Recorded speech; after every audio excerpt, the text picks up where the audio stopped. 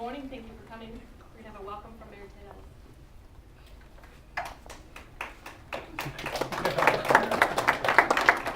Thanks to my cousin in the back or whoever applause. And welcome.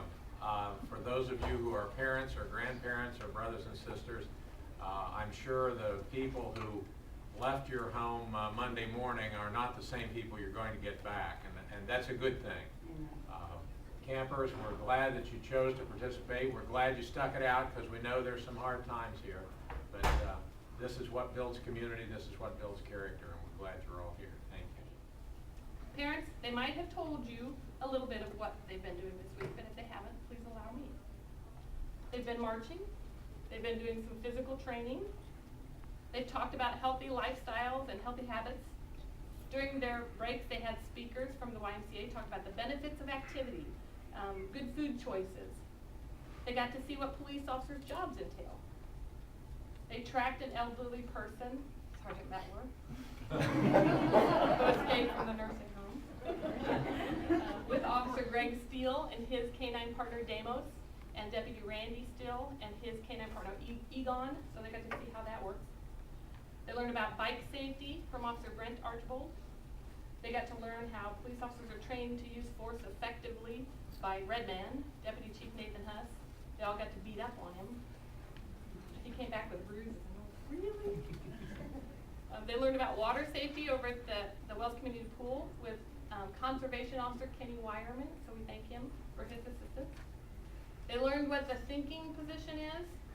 If they haven't showed it to you, feel free to use it later. Have them show it to you. All the while they were learning to be disciplined and respectful.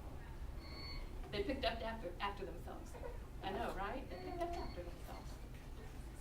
They made new acquaintances and friendships. The first day they were a little scared, a little apprehensive. They weren't sure if they wanted to come back the next day. We weren't sure if we wanted them to either. But they did, and they're still all smiling. Wednesday morning they had a special treat. There's an organization called Cops Riding for Indiana Cops. They're a bunch of police officers that ride across the state of Indiana, and they raise awareness for and funds for families of fallen officers.